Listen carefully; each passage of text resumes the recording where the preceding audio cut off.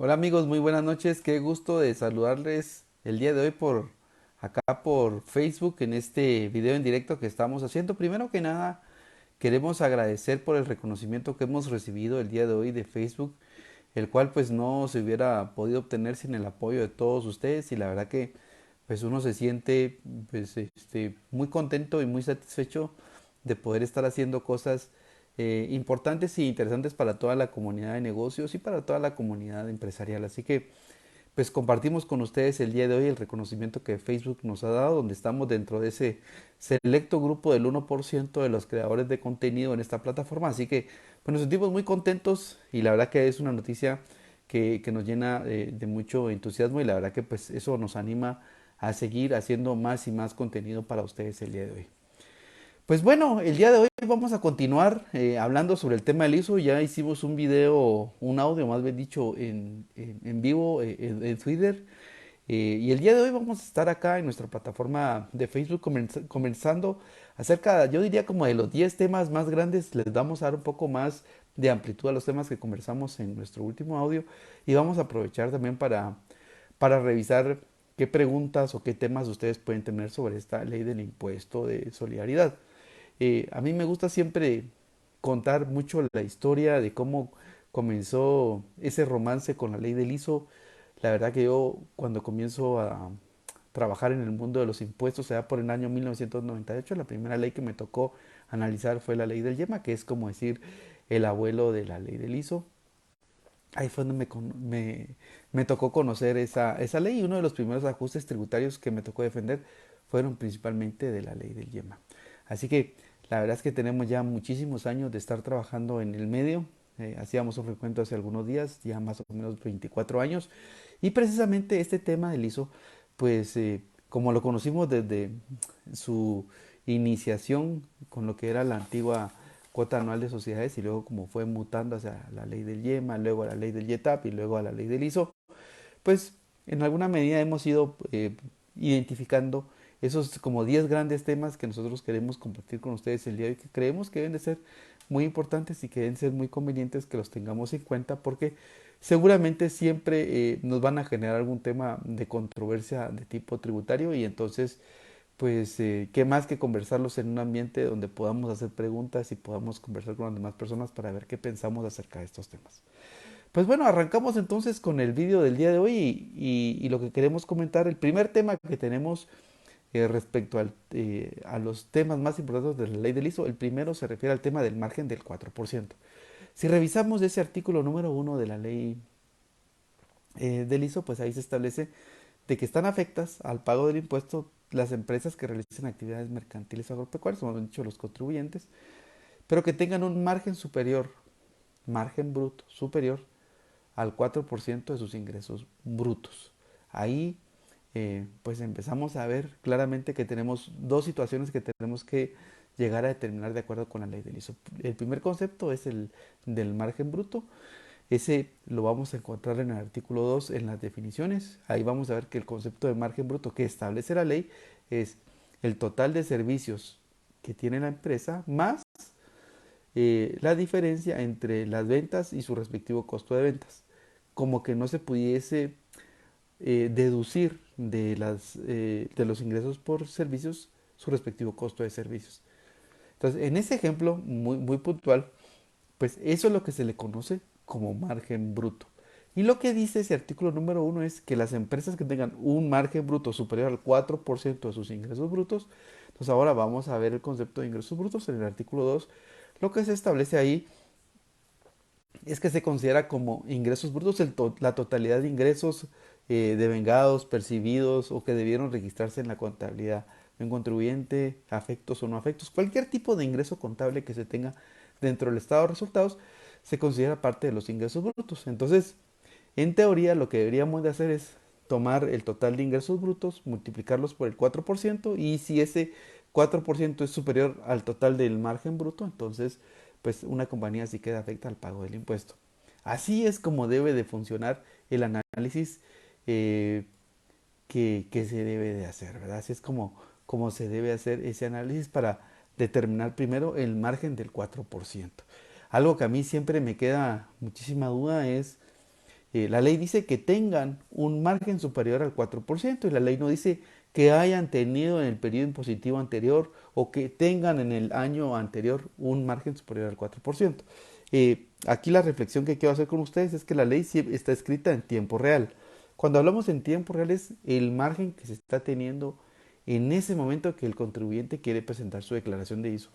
Entonces, por lo tanto, ahí vemos cómo sí existe una falencia a nivel de las declaraciones porque, por ejemplo, si una compañía durante el año 2022 a estas instancias del partido, ya que estamos en temas de mundial, pues ya no tiene movimiento porque se le acabaron sus contratos o porque se está haciendo un rediseño de la compañía, pues prácticamente no debería pagar eso porque no tendría margen superior al 4%. Pero la ley y los formularios no están redactados de esa manera y nos parece que sí existe un problema ahí en cuanto a la interpretación porque se supone que una empresa toda vez está teniendo actividades mercantiles o agropecuarias, tendría que hacer esa medición del 4% y entonces tendría que revisar que el impuesto si le es aplicable o no. Algo que es bien importante es que la ley no dice que hayan tenido en el periodo anterior un margen superior al 4%. Entonces, ese es el primer tema que queríamos hablar. Lo primero es la fórmula, tenerla bien clara cómo funciona. Recordemos que esa fórmula no está de esa misma manera a nivel del formulario y eso lo vamos a ver un poco más adelante. El tema número dos que se establece como algo que yo siempre he dicho eh, que tiene una situación muy puntual es el artículo 1 dice que sean contribuyentes que realicen actividades mercantiles o agropecuarias. Entonces, ¿qué significa? Que está destinado a todas las entidades que están constituidas de acuerdo con el Código de Comercio y también con respecto con aquellas otras entidades que están listadas, ¿no? Pero que estén realizando actividades mercantiles o agropecuarias. Entonces, ¿qué sucede? Sucede, por ejemplo, que siempre me han hecho la pregunta, ¿qué pasa, por ejemplo, con una entidad no lucrativa? Bueno, las entidades no lucrativas no realizan actividades mercantiles o agropecuarias. Se exceptúan algunas entidades mercantiles que sí tienen que hacer las ONGs, pero el artículo 4 les da una exención específica que lo que dice es que a pesar de que tengan actividades mercantiles o agropecuarias, pero que si esos ingresos que están obteniendo se destinan a los fines de su creación, pues no se causa el impuesto y siempre y cuando no se distribuyan utilidades dentro de los accionistas. Entonces, algo que es bien importante es eso, pero es la realización de actividades mercantiles o agropecuarias. Y aquí algo que también me han preguntado es, mire, ¿qué pasa con eh, una persona individual, pero que es profesional? ¿Está obligado o no a pagar eso? La respuesta debiese ser que no, porque no está realizando una actividad mercantil o agropecuaria. Alguien podría llegar a pensar que las actividades mercantiles, de acuerdo con el Código de Comercio, pues se incluye la venta de bienes y la prestación de servicios. Pero ojo, las actividades de los profesionales no son actividades que estén de acuerdo con actividades que tiene que realizar un comerciante, porque así lo dice claramente el Código de Comercio. Hemos visto opiniones de opiniones y inclusive opiniones de la Administración Tributaria, donde ellos piensan de que sí le aplica el pago del ISO a las entidades o a los profesionales que realizan actividades empresariales, o sea, actividades de ese ejercicio de su profesión, siempre y cuando estén en el régimen del 25%. Yo la verdad que discrepo muchísimo de ese criterio, pero es importante comentarlo porque una cosa es la opinión eminentemente técnica que yo les comparto cada vez que tenemos un video o un audio de este estilo y otra cosa es la aplicación de la administración tributaria, pero lo importante es conocer cómo se manejan este tipo de situaciones. Muy bien, y este sería entonces el tema número 2 que queríamos comentar con ustedes porque eso pues básicamente siempre genera mucha controversia. El tercer tema que tenemos se refiere al formulario de las declaraciones trimestrales de ISO, principalmente con la fórmula que se tiene a nivel del formulario para determinar el margen. La fórmula que tiene el formulario no es la fórmula que está establecida en la ley y ahí tenemos un grave problema porque recordemos que lo que dice la ley, y ya como lo hemos comentado, es que lo que se establece es que las empresas tienen que pagar el impuesto siempre y cuando tengan un margen superior al 4% de sus ingresos brutos. Entonces, cuando uno va a ver esas declaraciones trimestrales de ISO, ahí lo que dice es ingreso por ventas, por servicios, costo de venta de bienes y ahí le determina el margen. Como que el margen lo calcula directamente sobre esos ingresos. Sin embargo, algo que hay que tomar muchísimo en cuenta es que la ley lo que dice es, esa es la fórmula de construir el margen bruto, pero ese margen bruto tiene que ser superior al 4% de los ingresos brutos. Pensemos que una empresa dentro de su contabilidad y su estado de resultados tiene reversiones de partidas contables, que son parte de los ingresos, tiene reversiones, por ejemplo, de reserva para cuentas incobrables, es parte de sus ingresos, pero no son venta de bienes ni prestaciones de servicios. Tiene ingresos por diferencial cambiario, que no son parte de los servicios, pero es parte de su renta bruta. Entonces, cuando uno tiene ingresos brutos, puede darse cuenta de que la base puede ser muchísimo mayor. Y al tomar esa base mayor por el 4%, entonces eso es lo que se compara contra el margen. Pero el formulario no está de esa manera. Así que vemos como ahí también existe otro gran problema que pues a algunas empresas les puede estar afectando porque no es lo mismo comparar el margen directo sobre lo que haríamos eh, en forma matemática, eh, tratando de ver cuánto es el margen sobre el costo de ventas. No es lo mismo que comparar el margen bruto versus el 4% de los ingresos brutos, porque no está así en el formulario. Y eso realmente genera controversia. Si hacemos un análisis en un Excel, nos daríamos cuenta que la situación es totalmente diferente. Así que ese es el tercer tema que queríamos conversar con ustedes y que creemos que sí puede ser relevante y que causa mucha controversia, porque no es lo mismo una operación de ese estilo.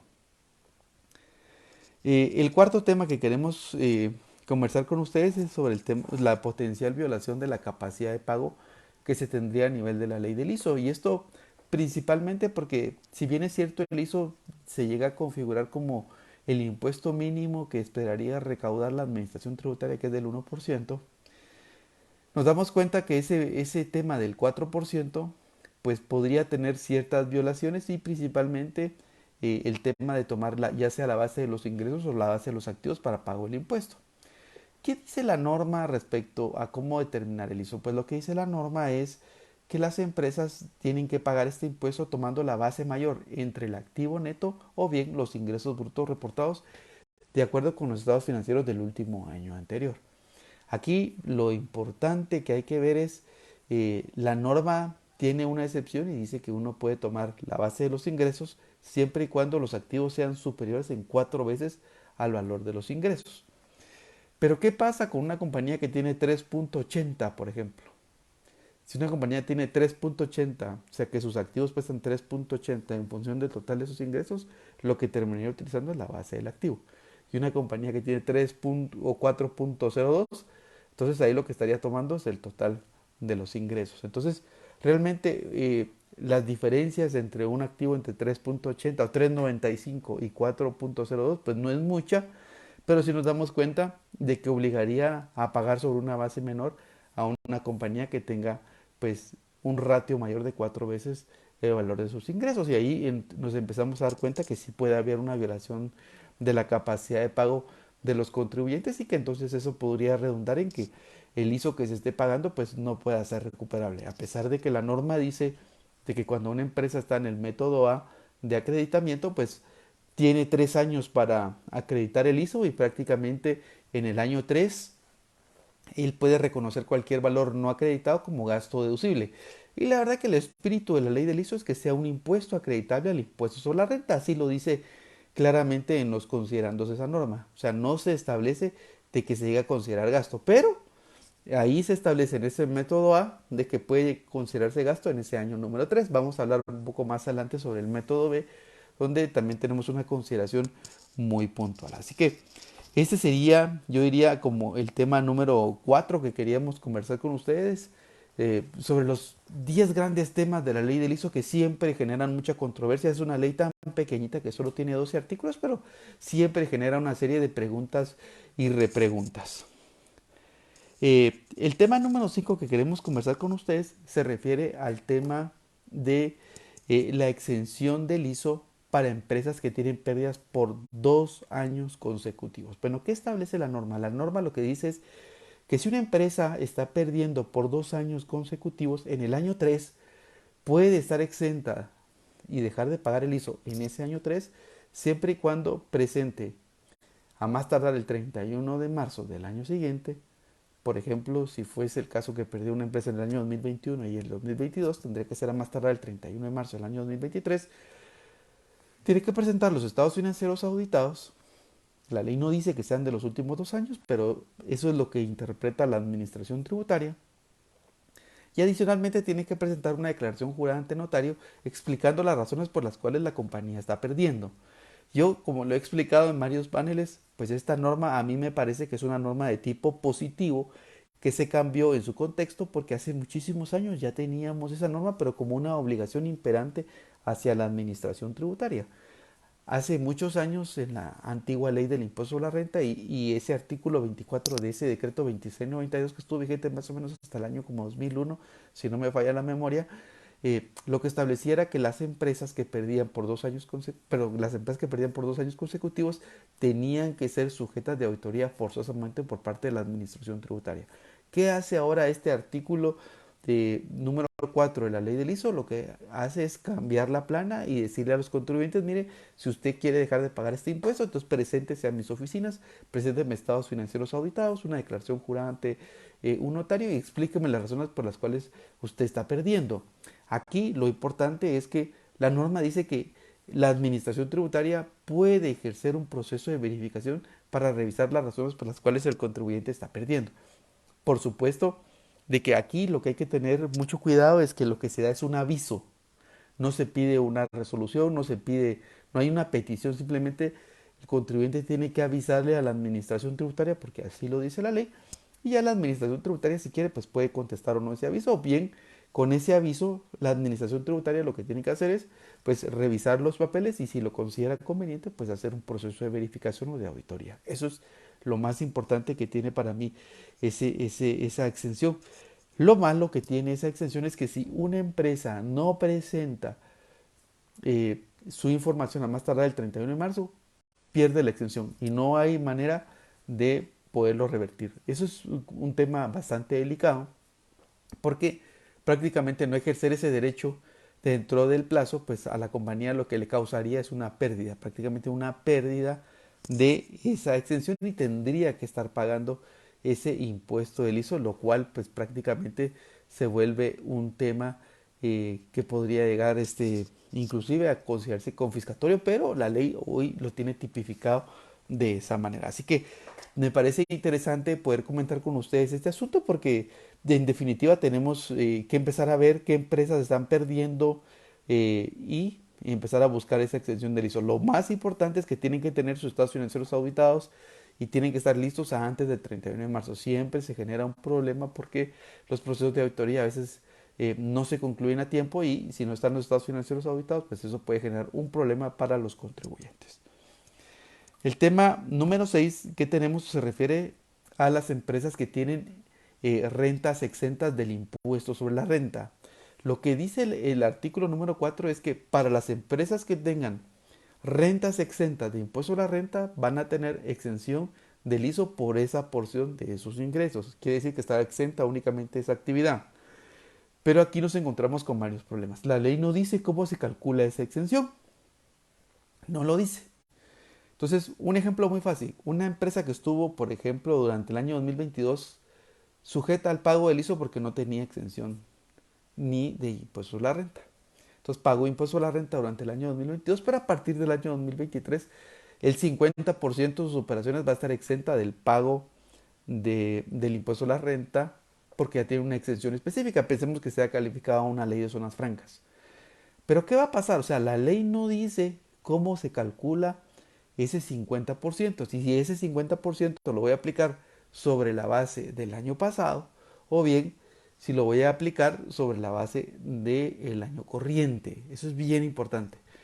Nosotros, ¿qué hemos hecho en la práctica para darle respuesta a esto? Bueno, lo que hacemos o lo que hemos hecho nosotros en el despacho es hacer un análisis de cuáles son los ingresos grabados y exentos del año corriente y ese porcentaje se lo aplicamos ya sea al balance o a los ingresos brutos del año anterior. Aquí la verdad es que la ley no tiene ni siquiera un reglamento para explicar, ni siquiera dar una guía de cómo calcular esa exención, pero sí hay un tema bien importante. Pensémoslo ahora a la inversa, una empresa que durante el año 2022 estuvo exenta al 100% del pago del ISO, pero a partir del año 2023 sí tiene que pagar ISO. Entonces, porque se le acabó su exención. Entonces, ¿qué es lo que pasa? Uno no podría decir que como estuvo exenta el año pasado, este año no tiene que pagar impuestos, porque la exención es en tiempo real. La redacción de la ley es en tiempo real y entonces ahí es donde nos hemos encontrado esa divergencia de cómo calcular el porcentaje de la parte exenta. Para nosotros el porcentaje de la parte exenta se calcula de acuerdo con el porcentaje de exención del trimestre corriente, ¿verdad? Y sobre ese trimestre corriente se le aplica a los estados financieros del año anterior. Como les digo, este ha sido un análisis que hemos hecho de acuerdo con nuestra interpretación de la norma desde hace muchísimos años y creemos que es eh, el análisis que más se acerca al principio de equidad y justicia tributaria, porque una empresa que hoy día está exenta parcialmente de ISO, pues no tendría que pagar ISO al 100% porque si no terminaría pagando un impuesto que no va a recuperar. O sea, la lógica es esa. Entonces, de esa manera de esa manera hemos construido el porcentaje que le aplicamos al valor de la exención. Luego, el tema que tenemos como número 7 que queremos compartir con ustedes el día de hoy, se refiere al método A de acreditamiento de la ley del ISO. Ahí lo importante que tenemos que tomar en consideración es que la ley establece que son 3 años para poder acreditar el impuesto pagado, pero son 3 años calendario y no son 3 años contados a partir de cada una de las declaraciones, sino que son 3 años.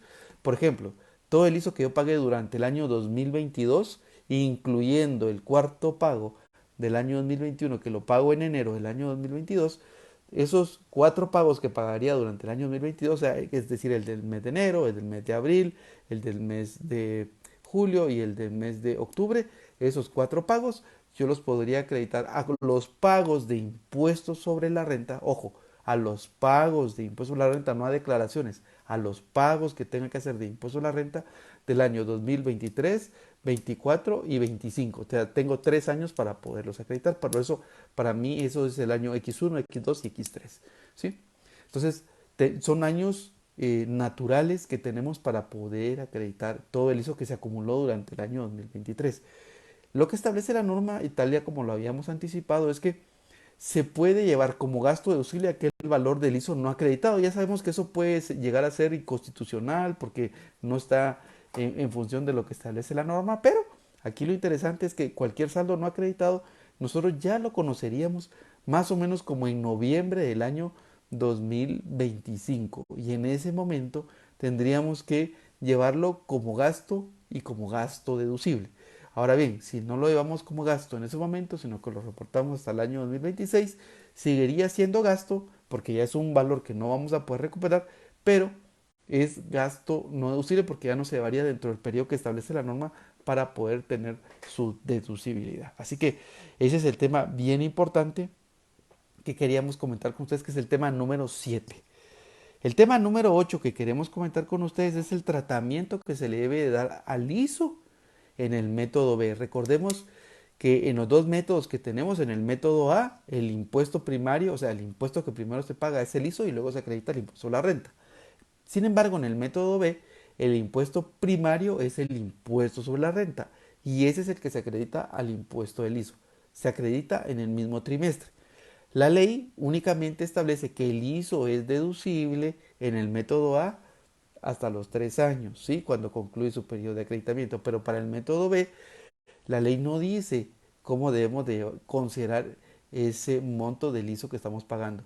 No dice que debe ser crédito fiscal, sino que prácticamente en ese ejemplo, ese ISO que se paga bajo el método B debiera considerarse gasto del año, no debe de considerarse crédito fiscal, porque si no, haríamos un mix de métodos. Imagínense ustedes que una empresa está en el método B, paga ISO, porque su impuesto a la renta es menor, y entonces lo considera crédito fiscal, prácticamente tendría que buscar su acreditamiento en el siguiente año. Pero si en el siguiente año sigue estando en el método B, entonces tendría un mix de acreditamientos y eso la ley sí no lo permite. Entonces la ley permite uno de los dos métodos de acreditamiento y desde nuestra perspectiva lo que tenemos ahí es que ese ISO que se paga bajo el método B debe de considerarse consecuentemente como gasto y como gasto deducible en el año donde se paga.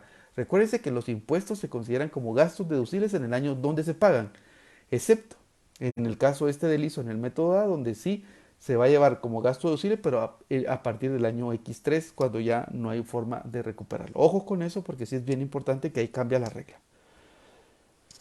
Muy bien, y como ustedes se están dando cuenta, vamos avanzando rápidamente con estos 10 grandes temas de la ley del ISO. Aprovecho nuevamente para todas las personas que se están uniendo, agradeciendo a todas las personas que se unen a nuestros programas en vivo. Queremos compartirles que el día de hoy hemos recibido un reconocimiento de parte de Facebook, que estamos dentro del 1% de los creadores que generan el mejor contenido dentro de la plataforma. Así que nos sentimos muy halagados, nos sentimos muy contentos de recibir este tipo de reconocimientos, pero principalmente agradecerles a ustedes porque siguen nuestra página, porque comentan nuestro contenido, y la verdad que pues uno se siente muy satisfecho de saber que lo que uno está haciendo en pro de la comunidad de negocios, en pro de los estudiantes, en pro de los profesionales, en pro de los empresarios, pues en alguna medida pues va ayudando a construir un mejor país. Así que agradezco muchísimo que siempre pues nos pongan sus comentarios, agradezco muchísimo que compartan nuestro contenido, que compartan pues todo lo que nosotros hacemos, porque eso ayuda a que crezca nuestra comunidad y ayuda a que podamos eh, también a resolverle problemas a otras personas que no conocemos. Así que muchísimas gracias por ese reconocimiento que hemos recibido el día de hoy.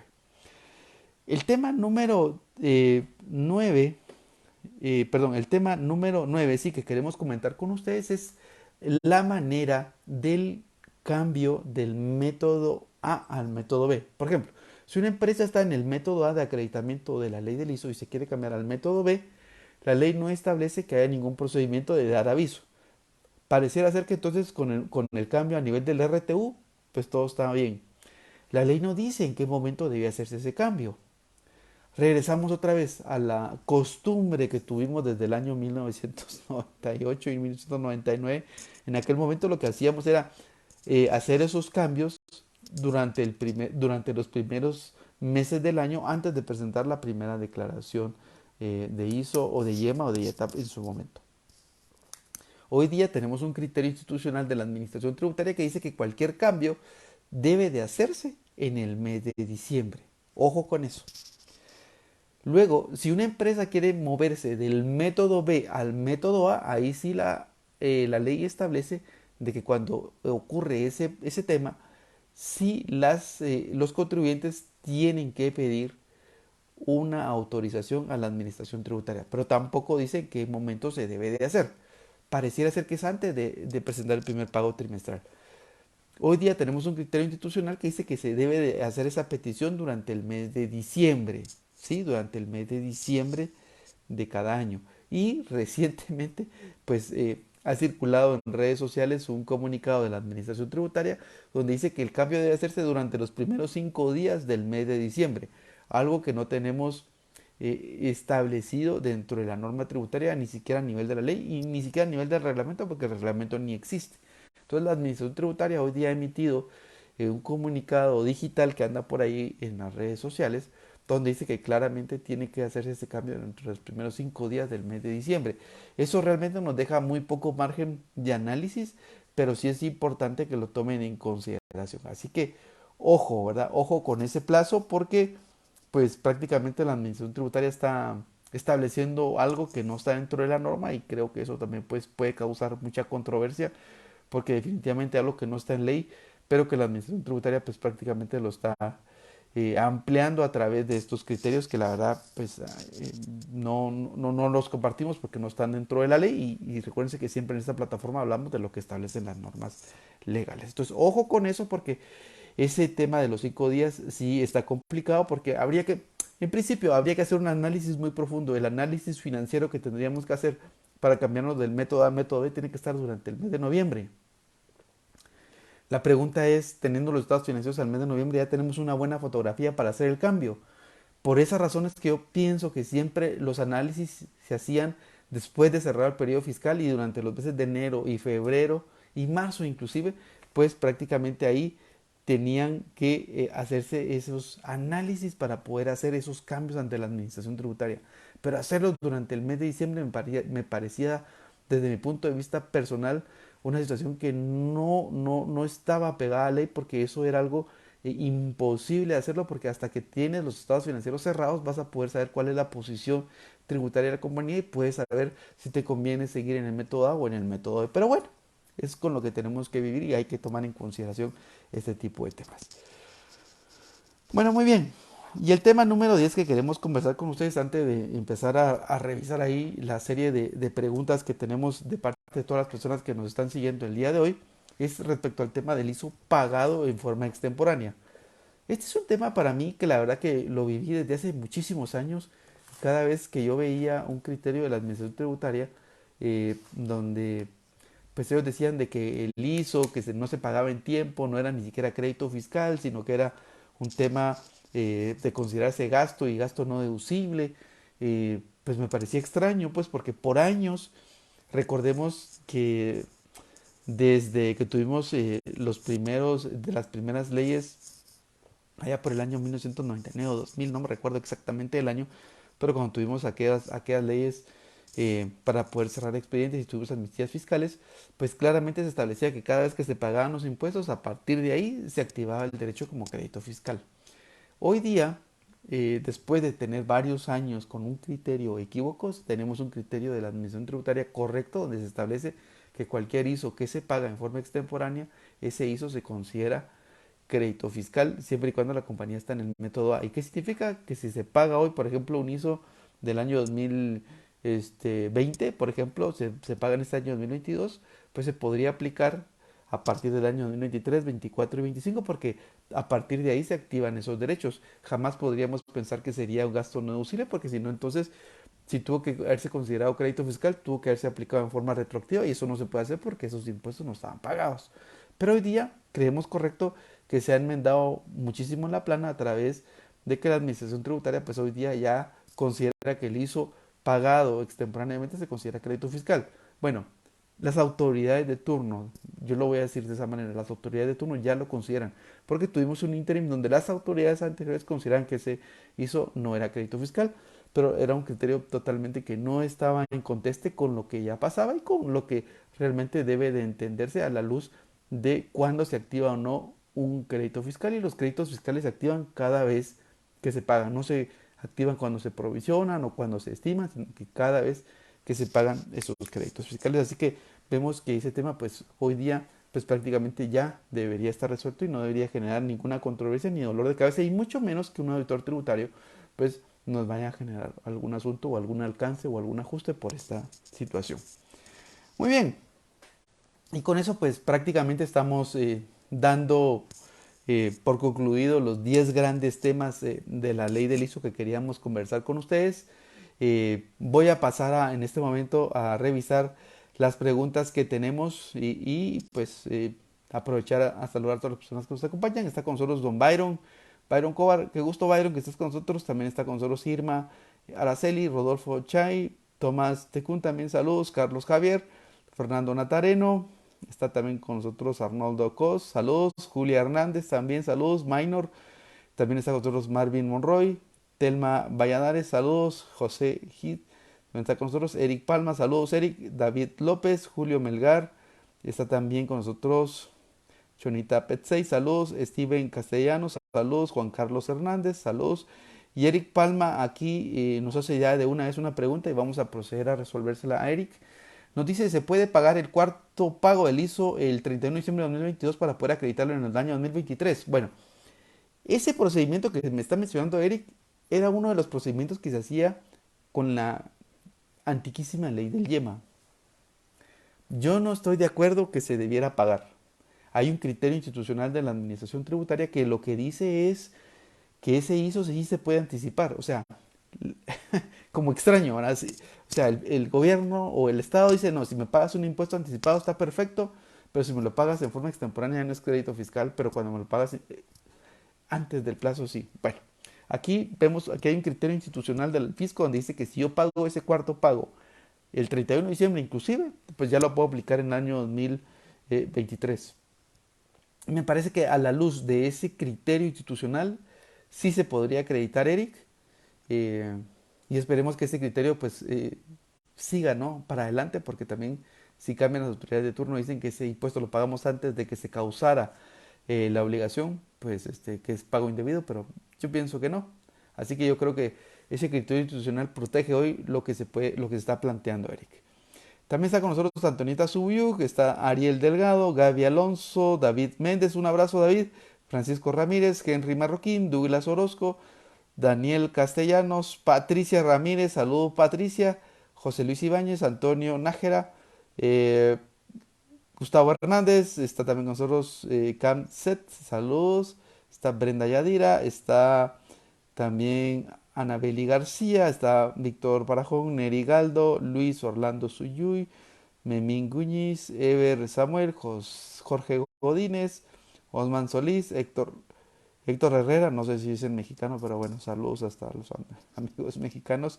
Está también con nosotros Raza Manás, Cristina Álvarez, Herbert Morales, un abrazo Herbert, Rolando Sandoval, Jorge Sical, saludos Jorge, Frank Gramajo, Selvin Federico, Antonio Barrios, Vivian López, Axel Pocom, eh, Pirique Geno, Johanna Simón, Lizzy Anaite, saludos, Beatriz Caballeros, Wilder Andrino, y aquí tengo una pregunta de Patricia, ¿qué dice mi querida Pati? Dice, si en el año 2022 rectifiqué el ISO de los trimestres de los años 2020 y estoy en el método de acreedamiento de ISO a ISR, ¿puedo considerar ese ISO como crédito fiscal y acreditarlo en 2023, 24 y 25?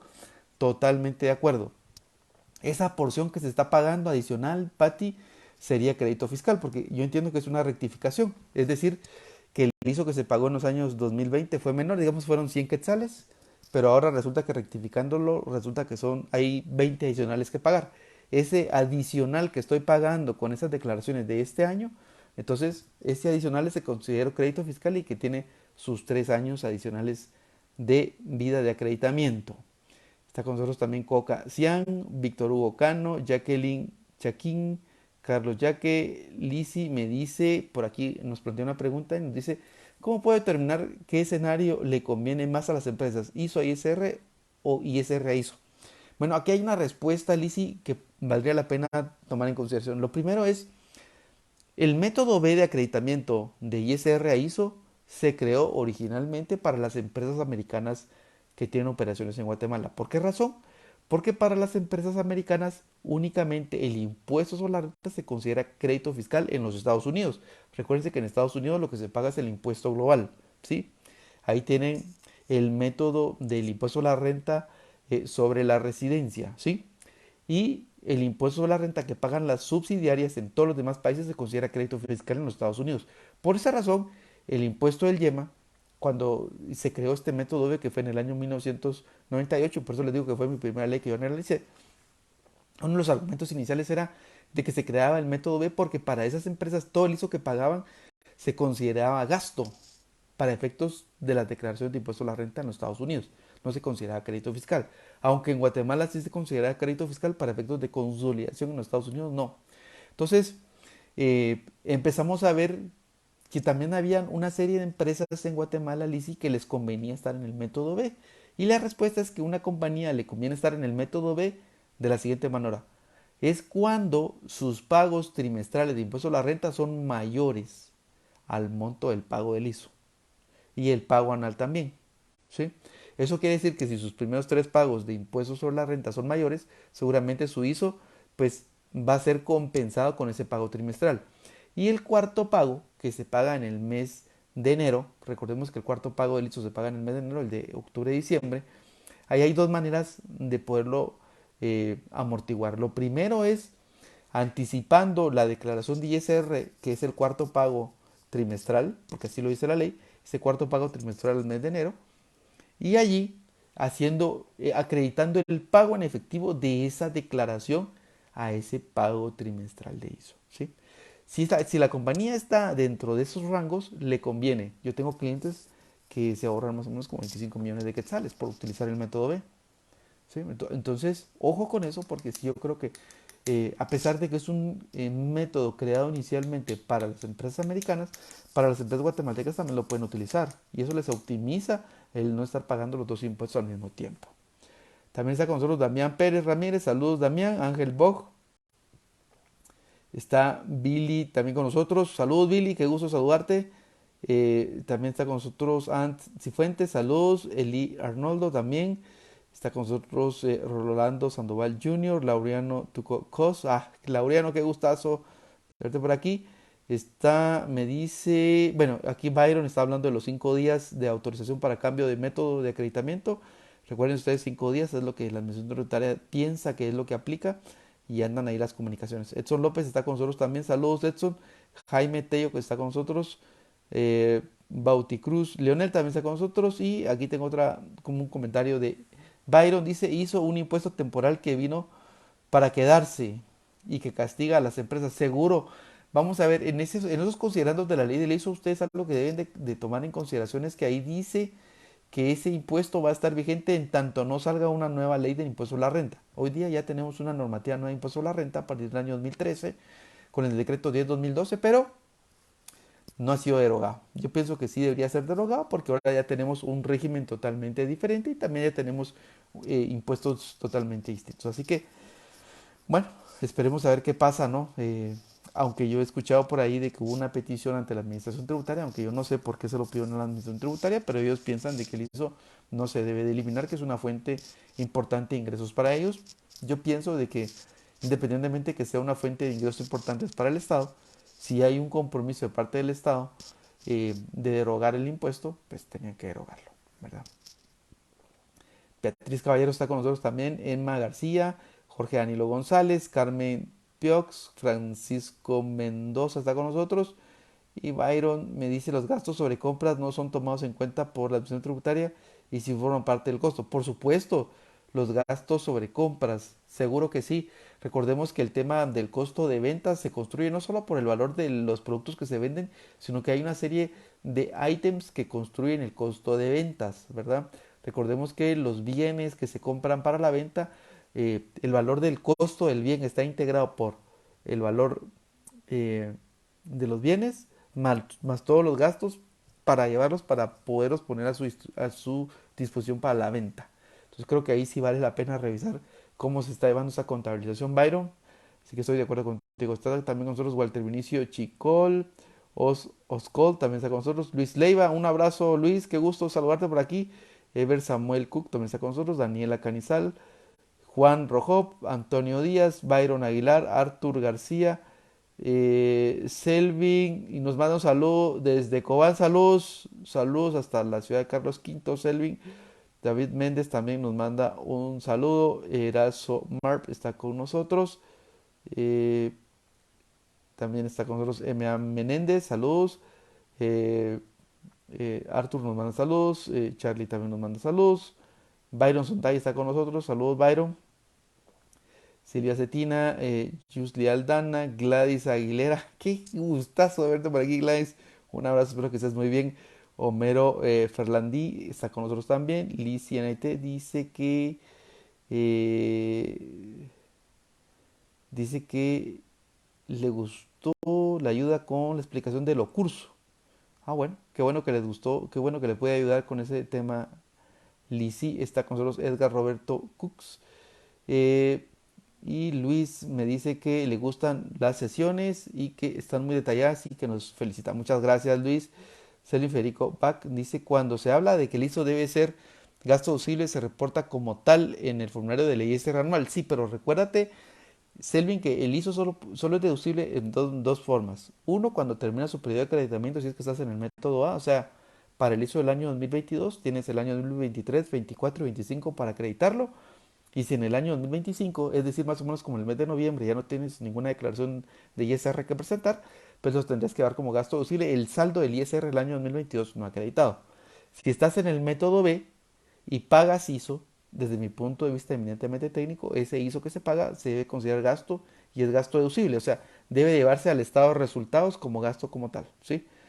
Está con nosotros también Roberto Oroxón, eh, pues aquí nos dice el licenciado Menéndez que no les conviene derogarlo, pues Yo creo que más que un tema de conveniencias, ahí está un compromiso. Yo creo que se debería cumplir. Emanuel Oliva está con nosotros. Werner nos dice, buenas noches, licenciado. Si tenemos un saldo de ISO por acreditar al ISR y se acredita y se ahorita cambio de forma de acreditación, este cambio sería deducible. Bueno, vamos a ver. Si yo venía en el método A de acreditamiento de la ley del ISO y me cambio al método B, eso no hace de que mis saldos de ISO que yo tenga por cobrar se vayan al gasto. No, se van a ir al gasto después de que terminen los 3 años de acreditamiento, Werner, ¿sí? ¿Por qué razón? Porque puede ser que en el año 1 yo me pase al método B, en el año 2 esté en el método B y en el año 3 regrese al método A. Ahí podría yo nuevamente empezar a aprovechar esos saldos de ISO pagados bajo el método A. Sí, espero que con eso haberte dado respuesta a esa tu pregunta tan importante que nos hiciste. Andrés y Fuentes está con nosotros también. Henry Irungaray está con problemas con la señal, así que mil disculpas. Delia Martínez está con nosotros. Luis Fer Koala está con nosotros. Eric Cruz, Giller SB, Marvin Bajiax, Felipe Hut. Y tengo una pregunta de Emanuel Oliva. Me dice, ¿se pagó 2017-2018 total? Es deducible, me imagino. Dice, se pagó 2017-2018 total. Eh, Emanuel, no entiendo mucho tu pregunta. Si me la pudieras volver a reformular, por favor, en el chat. No está completa para poderte dar respuesta. Jorge Luis Solorza nos está viendo también nuestro vídeo. Y Emanuel Oliva me dice, aquí dice, vamos a ver, si, si me pudieras formular tu pregunta completa o tu comentario completo, Emanuel, con muchísimo gusto le damos respuesta. Así que no te preocupes, formúlala tranquilo y la vemos. Bueno, agradeciendo muchísimo a todas las personas que nos acompañan el día de hoy. Como les comentaba al inicio de este vídeo, para las personas que se fueron uniendo después, primero que nada quiero agradecerle a todas las personas que nos siguen en nuestras redes sociales, que nos siguen en nuestro canal de YouTube y en nuestro canal de Spotify. El día de hoy hemos recibido un reconocimiento de parte de Facebook, que somos parte del 1% de los creadores de contenido interesante según la plataforma. La verdad que para nosotros es una satisfacción inmensa saber de que estamos teniendo ese reconocimiento. Imaginen ustedes, como guatemalteco también uno pues se siente contentísimo, pero lo principal que nos satisface es saber de que nuestro contenido está llegando a muchísimas personas, que les ayuda a ustedes con los temas técnicos, que podemos aportarles un granito de arena para ayudarles con todos sus temas contables, tributarios. Porque la idea es esa, ¿no? Es crear una comunidad a través de la cual podamos compartir conocimiento. Por supuesto que son criterios eminentemente técnicos personales que se pueden complementar con otros criterios de otros profesionales, pero esperamos en alguna medida poderles ayudar muchísimo a que ustedes puedan crecer en todo este tema de los impuestos. Así que queríamos compartir nuevamente con ustedes este premio que hemos recibido y que es un premio compartido con todos ustedes. Bueno, muy bien. Byron aquí tiene una pregunta, dice si solicito un convenio de pago de ISO, los acreditamientos dependen del pago o del convenio firmado. No, de la cantidad que vayas pagando, Byron. Porque recuérdate que el ISO o los créditos fiscales solo se activan al momento del pago. Pensemos que alguien firma un convenio de pago y no paga y lo considera crédito fiscal. Entonces no. Cada vez que tú vas pagando, eso se considera crédito fiscal. Emanuel aquí nos hace la pregunta nuevamente, dice pago ISO 2017-2018 que lo había pagos deducibles para este año 2022. Bueno, si tú estás pagando ISOs del año 2017 y 2018 en este año 2022, Emanuel, si estás bajo el método A, esos montos de ISO que estás pagando no son gastos deducibles, sino que son crédito fiscal. Ahora bien, si estabas en el método B, esos sí son gastos deducibles en el año 2022. Nefta Soc está con nosotros también el día de hoy. Edu Hernández está con nosotros también. Saludos. Marvin Peña. Edgar Cooks. Eh, Le gusta muchísimo el programa, así que muchas gracias. Ever Samuel nos dice, en el caso de una gasolinera que se inscribe, pero hasta 6 meses después inicia operaciones por la licencia para operar, ¿desde qué fecha se cuentan los trimestres de la exención? Bueno, los trimestres de la exención, ahí dice que son los primeros 12 meses, ¿no?, de operación. Los 12 meses de operación se toman desde el momento de la inscripción en el registro mercantil, así es como lo hemos tomado, Ever, en su oportunidad. Tristemente no se pueden tomar esos meses de la fase de construcción, digamos, sino que es desde la fase eh, de, de cuando se inscribe en el registro mercantil, así que son 12 meses a partir de la fecha de ese registro como nosotros lo hemos tomado. A ver, espero con eso haberte dado respuesta. Lucía García está con nosotros también, Licia Naité, dice que le gusta muchísimo el contenido, muchas gracias Lizy. Edgar Roberto dice, soy administrador de empresas y me gusta el tema. Qué bueno que te gusta el tema. Aquí tenemos muchísimo contenido y en nuestro canal de Spotify vas a encontrar muchísimos episodios. Tenemos más de 130 episodios totalmente gratis. Así que Edgar, ahí les dejamos el contenido. Menéndez dice que les gusta nuestro contenido. Byron dice que le gusta el contenido y que bien mereció el reconocimiento. Eh, ¿Cómo se... Aquí nos hace una pregunta. ¿Cómo, cómo saber si a uno le... Ah, ¿cómo se sabe si es el método A o B? Pues habría que ver en el RTU cómo está Emanuel inscrito el contribuyente para saber qué método tiene registrado ante la administración tributaria, si es el método A o el método B. Raúl Cabrera dice, ¿en dónde se debe hacer la solicitud de cambio de acreditamiento de ISR a ISO por ISO a ISR? Lo que nosotros hemos hecho en el pasado es presentar un memorial en este caso, Raúl, ¿verdad? Porque recordemos que cuando se cambia del método B a la A, sí hay que pedir autorización a la Administración Tributaria. Ahí lo que hacemos es presentar un memorial, pues con todas las bases legales correspondientes y explicándole a la Administración Tributaria que con base pues, en los números de la propia compañía, pues se está pidiendo esa solicitud. Está con nosotros también Pérez Max, está Emanuel Colom y dice, ¿cómo saber si sos A o B? O sea, ¿cómo saber si... Pero sí, yo me imagino, el RTU tienes que ver en este caso, Emanuel, para saber qué régimen tiene inscrita esa compañía. Está también Héctor Todd viendo nuestro video, Geisel Calderón, Flores y Juan Vicente, mi amigo John Vincent. Un abrazo y gusto verte por aquí.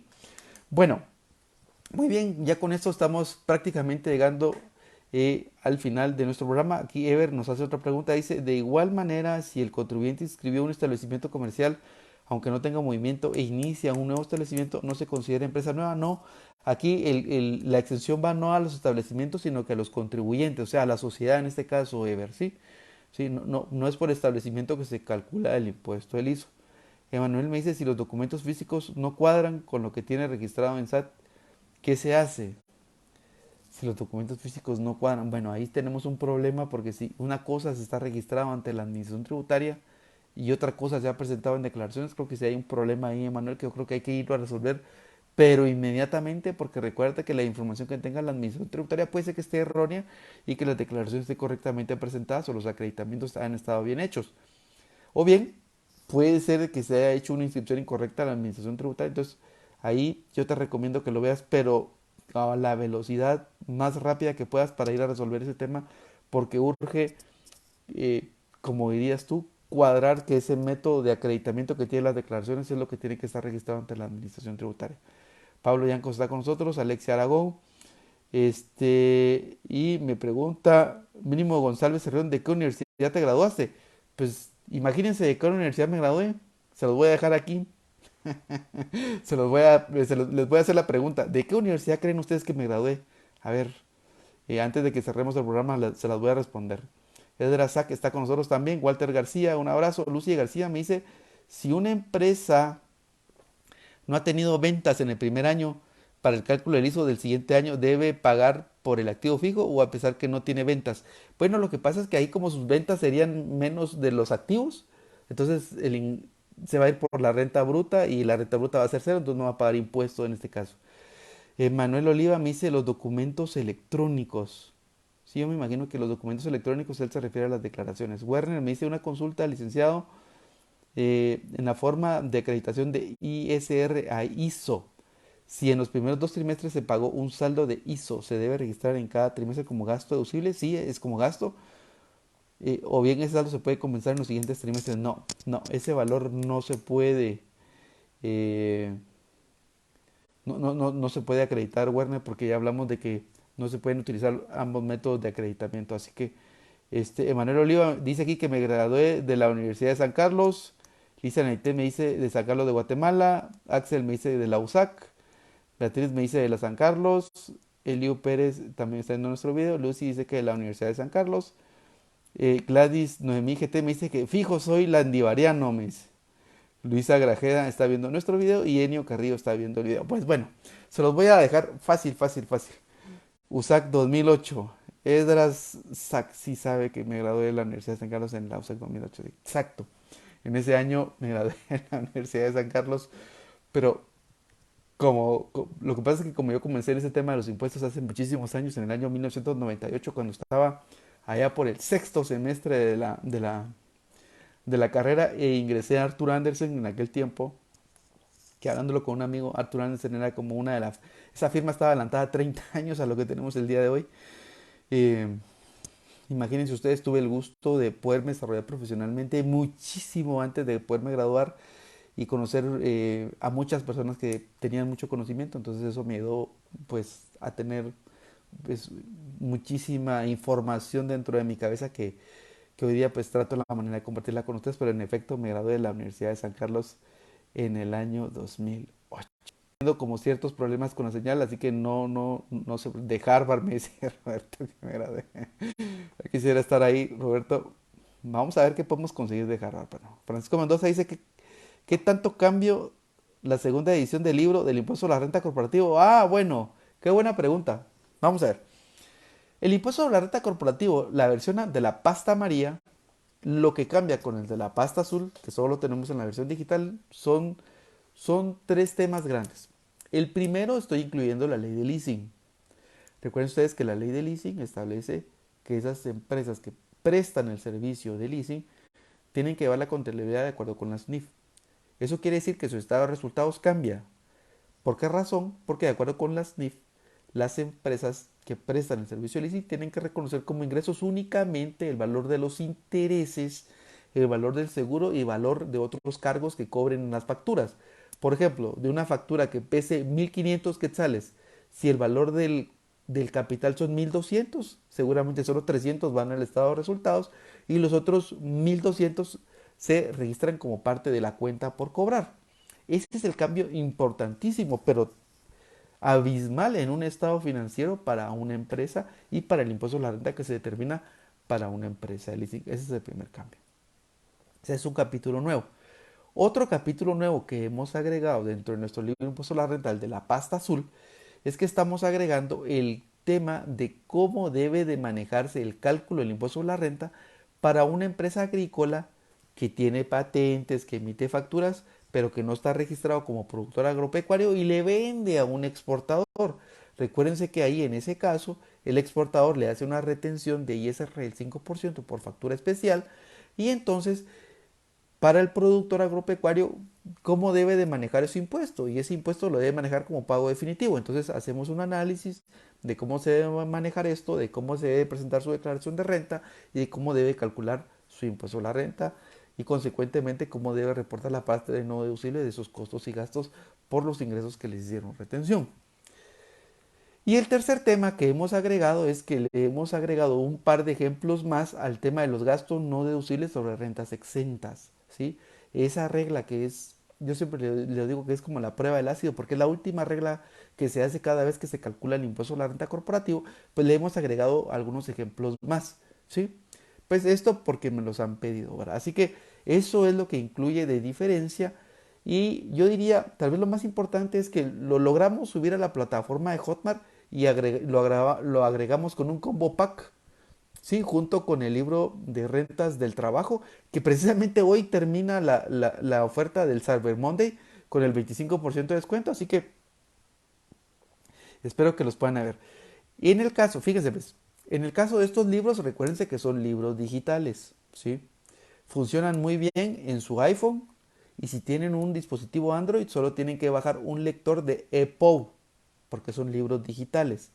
Si quieren ver los libros en su computadora en Windows, tienen que bajar un lector de EPUB. Métanse a la librería de Windows, buscan ahí el EPUB que sea compatible con su Windows y así ustedes pueden ver los videos.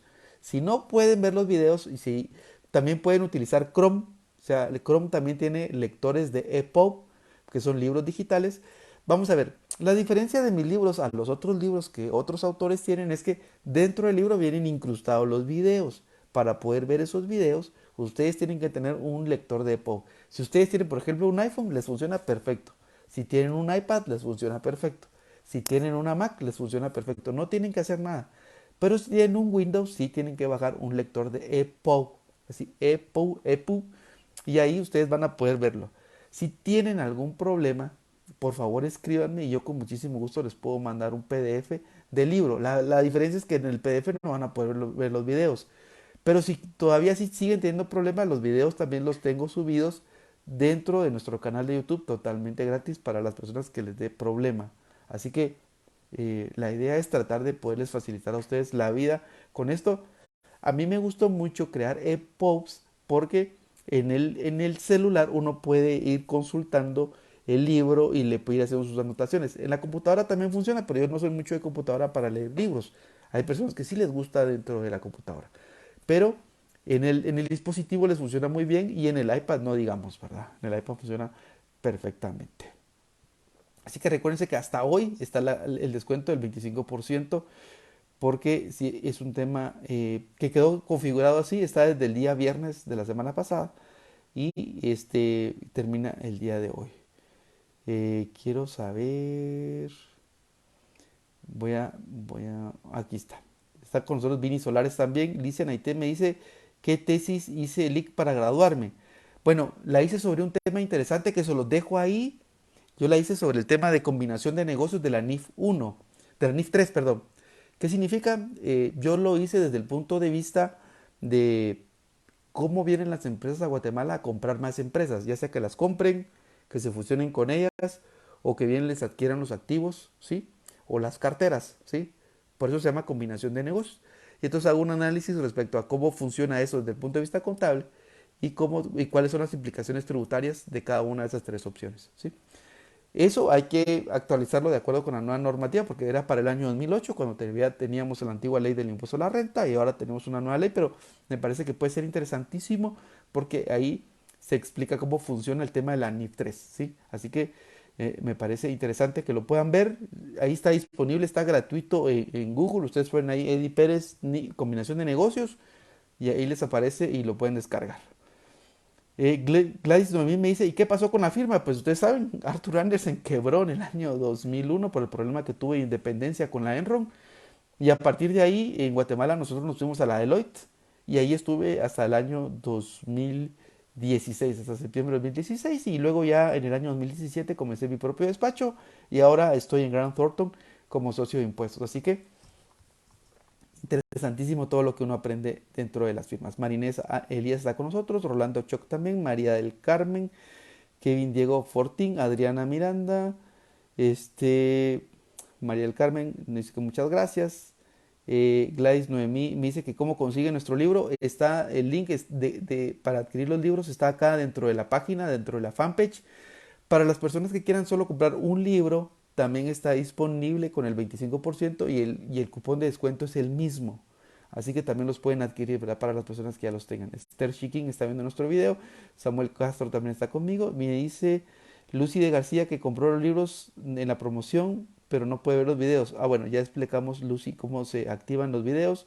Leonardo Culajay está con nosotros también. Florecib dice cómo adquiere el libro de impuesto a la renta corporativo. Se puede adquirir directamente en hotmart.com. Dentro de la fanpage, ustedes van a encontrar ahí los links para que puedan adquirir los libros. Recuérdense, 25% si compran el combo pack o 25% si los compran individuales, no importa, ahí están los cupones de descuento, me los pidieron y así que está con nosotros. Alesia Castañeda, qué gusto de verte por aquí, un abrazo a la distancia. Heidi Gómez, también un abrazo. Carlos López, eh, me dice Edgar Roberto Cooks, ¿tiene libros digitales que nos pueda compartir? Sí, tengo 3 libros. Edgar, estoy trabajando en otros más, pero tengo 3 libros disponibles. El libro de Impuesto a la Renta Corporativo Pasta María, con la ley vigente hasta el año 2021.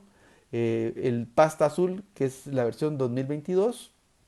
Ya explicamos cuál es el contenido que tiene. Y el libro que tiene una pasta celeste que es el de rentas del trabajo y rentas de capital, que les puede servir muchísimo. Eddie Giovanni Monroy está también viendo nuestro video, Rodolfo Post también, Sky Blue está con nosotros, Silvia Cerón, Kiki Jaramillo y Gus Hernández me dice, Lick, buenas noches, me voy a cambiar de régimen trimestral a mensual el otro mes. Mi pregunta es, ¿el ISO que no aproveché, lo puedo restar del ISR mensual?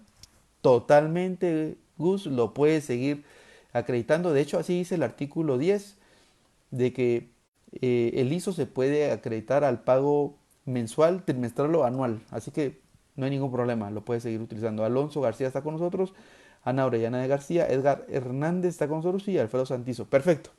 Pues muy bien, qué gusto que hayan estado con nosotros el día de hoy. Un placer enorme, como siempre, poder estar con ustedes platicando sobre los temas del ISO. Muchísimas gracias por seguirnos en nuestras redes sociales. Por favor, compartan nuestro video. Le agradecemos muchísimo que sigan compartiendo nuestro video para que más y más personas se puedan unir a nuestra comunidad. Recuerden también que dentro de nuestro grupo Impuestos y Negocios, ahí les dejamos otro tipo de videos con otro tipo de temas que yo creo que les puede servir. También dentro de nuestro grupo Impuestos y Negocios, ahí sí podemos subir PDFs, ahí subimos mucho contenido gratuito para ustedes, así que pues ahí les dejamos la posibilidad de que nos puedan seguir. Recuérdense de seguirnos en YouTube, ahí tenemos otro tipo de contenido que les puede dar también muchísimo en nuestro canal de Spotify, así que ustedes ahí pueden seguir creciendo con todo el tema que tenemos para todos ustedes. Yo la vez pasada haciendo un análisis veía que hay muchísima gente que necesita aprender sobre temas de impuestos y contabilidad. Si ustedes pueden compartírselo con sus amigos de la universidad, con sus amigos del trabajo, con todas las personas que así ustedes crean que les pueda servir todo este contenido, la verdad que muy agradecidos porque creemos que pudiendo aportarle a la comunidad de negocios, a la comunidad profesional, a la empresarial, a la estudiantil, pues vamos a tener un mejor país. Así que yo me despido. Qué gusto haber estado con ustedes el día de hoy. La verdad que uno no se quiere ir. Ya parece esto como los 10 minutos del mundial que adicionan siempre. Pero bueno, les mando un gran abrazo. Espero que estén muy bien. Y seguramente nos vamos a encontrar próximamente platicando. Ojo, ojo. Por ahí anda un tema de la potencial reforma que se está planteando de parte de la Administración Tributaria, un proyecto de ley. En cuanto tengamos luz verde para comentar el tema, aunque ya tenemos ahí algunas ideas, se los vamos a estar compartiendo como una primicia, ¿verdad? Así que muchísima atención a nuestras redes sociales. Me dicen qué días hacemos los lives. Normalmente los hacemos entre día lunes o día miércoles, ¿sí? Y luego subimos este contenido a YouTube. También recuerden que en YouTube tenemos otro contenido totalmente diferente y también lo subimos a nuestro canal de Spotify. Así que estén ustedes atentos, por favor, porque suscríbanse a nuestros canales y ahí les va a llegar el recordatorio. Mire, Eddie Pérez acaba de subir un nuevo contenido y eso les va a ayudar a ustedes a poder estar al día, ¿verdad? Así que un abrazo a la distancia, estén atentos porque seguramente que vamos a venir con el tema de la reforma tributaria que puede generar controversia, ¿verdad? Así que nuevamente un abrazo y que estén muy bien. Cuídense. Buenas noches.